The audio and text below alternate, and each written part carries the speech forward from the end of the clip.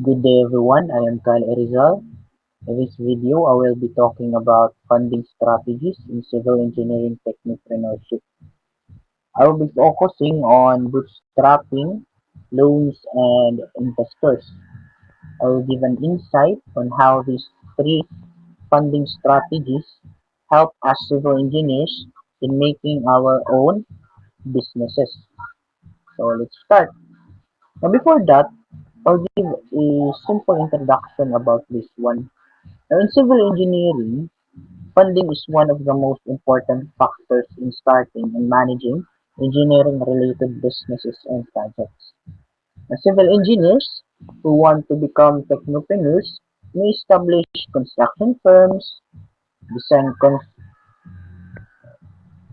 design consultancies, material supply, surveying services, and many other more. These businesses require capital for equipment, manpower, permits, material, technology, and operations. So that is very obvious naman mo. Kay one of the common thing man na gikinahanglan sa tuwa, especially if mag-start tag mga businesses, even other businesses na say common bisag di related sa civil engineering, ing ani gihapon na mga gikinahanglan nato. Maybe some of this sa ako mga na-mention. Now, because of this, civil engineers must understand different funding methods. So, mao na ning bootstrapping, loans, and investors to successfully develop and grow their businesses. Now, let's start with bootstrapping. Bootstrapping is a funding method where entrepreneurs use their personal savings and resources to start and operate a business without depending on external lenders or investors. Now, the main idea here is ang ato ang money, ato ang own money, mo ato gamiton to fund our business. So, bootstrapping is common among small civil engineering startups and beginning contractors. Mainly newly Many newly licensed engineers starts with limited capital and use personal savings to operate small-scale projects. So that is the main idea there, no? Kanang nga to ang own money mo to gamiton and murag nindot sa ni siya sa to ang part, it is because natay full control sa to ang business. Now, civil engineers may bootstrap by first bullet na giingon na rin is starting with small residential products. Ng mga residential projects lang sa. For the reason nga nga to ang gigamit ari is ato ang own money. The second is using personal savings for materials, buying, renting, second-hand tools. So, kaning renting and buying second-hand tools, common kaayo ni nga practice. Especially if mga kuan lang ka, kanang self-employed nga mga civil engineering and nag-freelance lang ka. So, next is reinvesting profits into the business. So mag-reinvest ka sa ato ang profit. Kung unsa to ato nakuha, lagi sa idea nga ang ato ang money rasad, ang ato ang gamiton when we are doing bootstrapping. Now, next is kuan. Sample scenario in civil engineering industry. Now, a newly civil engineer or a newly licensed civil engineer starts a small construction and design business using 50,000 of personal savings. The engineer begins by accepting residential repair projects, small house plans, and cost estimation services. Profits earned from early projects are reinvested to purchase surveying equipment and drafting software. Now, since akong giingon kaganiha nga nag-start ta by using our own money. So very noticeable lang sana nga ang ato ang kuanon, ang ato ang mga project na pangdawaton is katong small scale lang anay. Like sa kaning giingon na rin nga magkuan og mga small house plans and cost estimation services. Ang profit na ma-earn ibalik ra sa nato sa ato ang business, it can be construction company, construction firm, so that it will grow eventually. Yeah. Now, harita sa why bootstrapping is important in civil engineering firms or mga civil engineering companies. Number one, or the first bullet says that allows engineers to start business without huge debt. So wala tay dako nga debt, it is because ang ato ang money natin full control, kaya ang ato ang money gamit is ang ato arasan. Second is encourages practical budgeting and resource management. So related na sa first, and help engineers gain field experience gradually. Now nga rin, obviously, kuan yun tag mga field experience, a lot of field experience. It is because we are the one who is doing the work. Tanan work na need na ito buhaton is kita na nagbuhat. So, dako tag experience na maging nakita. Then, maintaining full ownership of the company. So, knowing na kita ato amani, so it suggests na naging full ownership sa company na ato gibuild. Kaya ato amang money ato gigamit, diba? Now, nasa tay mga limitation sa bootstrapping sa ato ang civil engineering firm or mga civil engineering company. Now, civil engineering projects are expensive, large equipment, heavy machinery, labor and materials require large capital. Because of this, bootstrapping alone may not be enough for large infrastructure or commercial projects. Now, obvious naman sa no, knowing na ato man ni atong gigamit and i-consider nato nga dili pa gid ingon dako ang company, so dili pa gid kadawat atong mga dagko nga project. Kanang mo require ng mga heavy machinery, mga dagko nga mga equipments. Knowing na dako ang project, dako gid sad ang labor cost ana, material cost. And dili ta maka diretso nga mga project, it is because we are just using our own money. So because of that, natay lahi nga mga funding strategies. So ang mga mag-follow mao ning maka-fill sa gap nga nakuha aning bootstrapping. Now let's proceed sa ikaduha nato nga funding strategies. We have now loans. Loans are borrowed funds obtained from banks, cooperatives, government agencies, or lending institutions that must be repaid with interest within a specific period. Now, loans are widely used in civil engineering because construction and infrastructure projects require large amount of money. Now, constructors are now contractors and engineering firms often borrow funds to purchase machinery, construction materials, vehicles, and equipment. So, nanghuwag ta with interest. If mungad ka na ta sa mga dagko nga project, murag kumbaga capable na tagamay.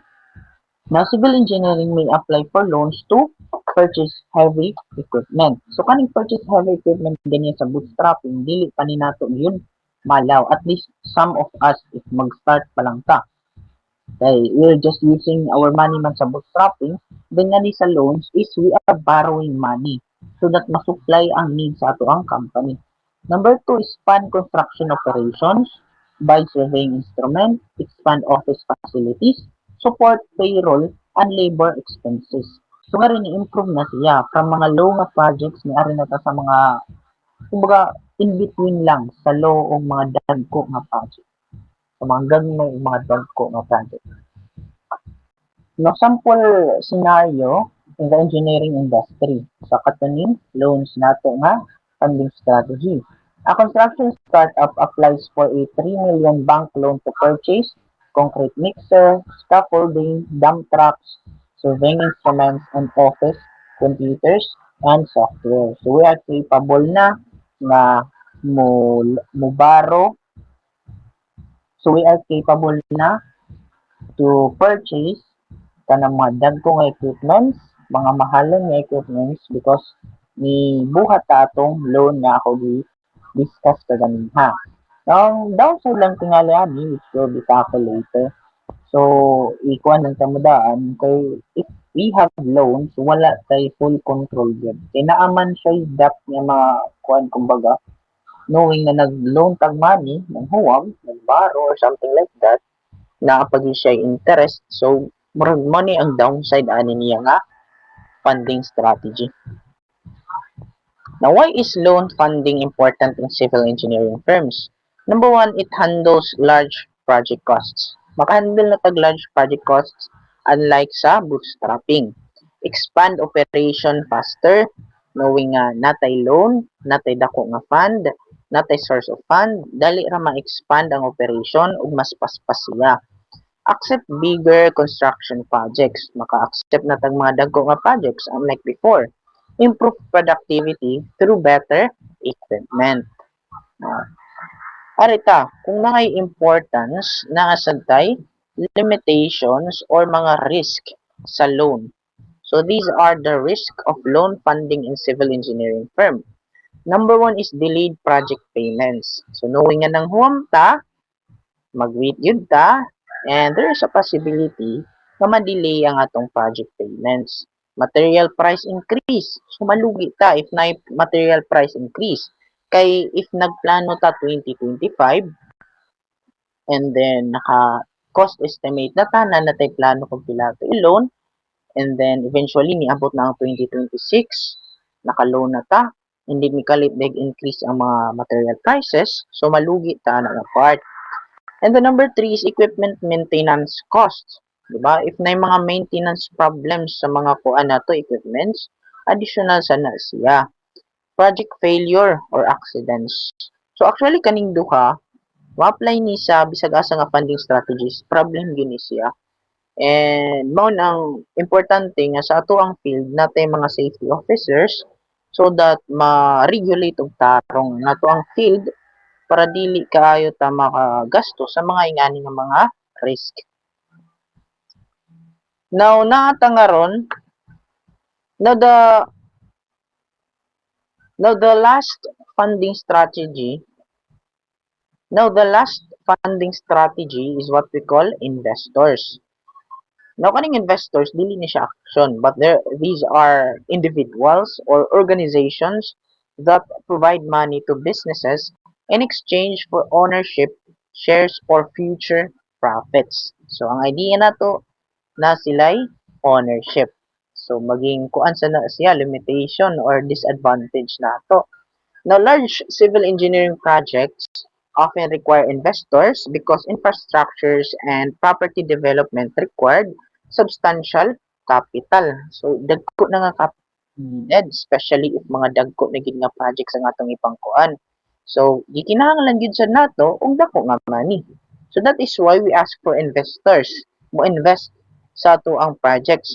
Now commonly ang mga investors mo invest din na sa mga projects that are na nga rin nakalist real estate na rin nakalist mga real estate developments, di ba?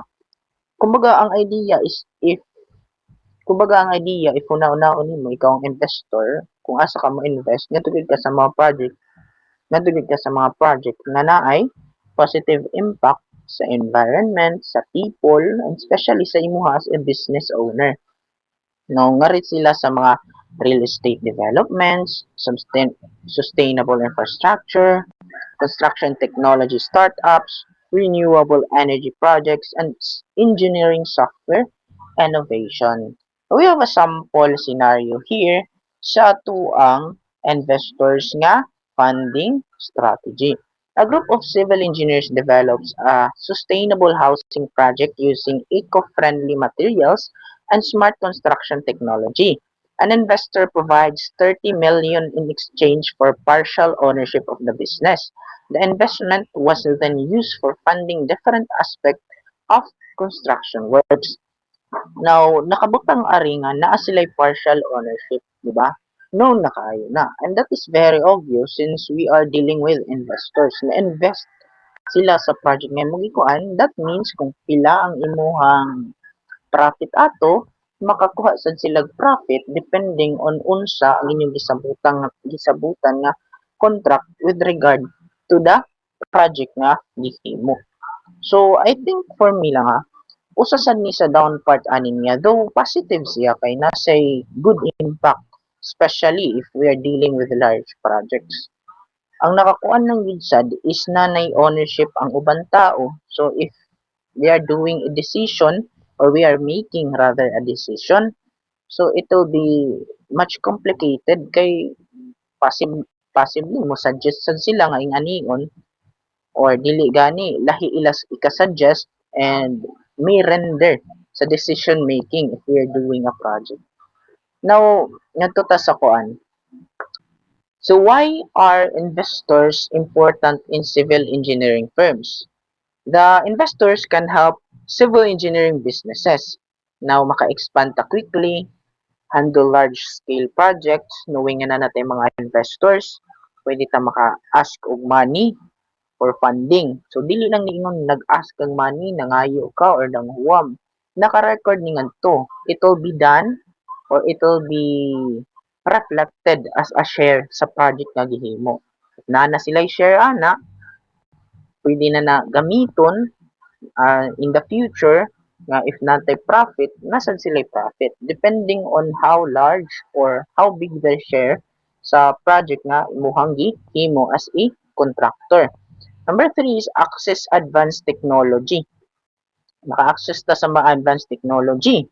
Kay possibly some of the investors kay nay connection sa mga like mga advanced technology or dili gay tungod sa funding nga gihatag probably makapalitag katong mga advanced na nga mga technology which will help on building the projects nga ato ang gibuhat at that time. Now, improve business credibility. Mas credible na nga to ang project. Mas credible na ang company because we're working with other people with different backgrounds, di ba? And lastly, build larger infrastructure projects. So, very obvious na siya.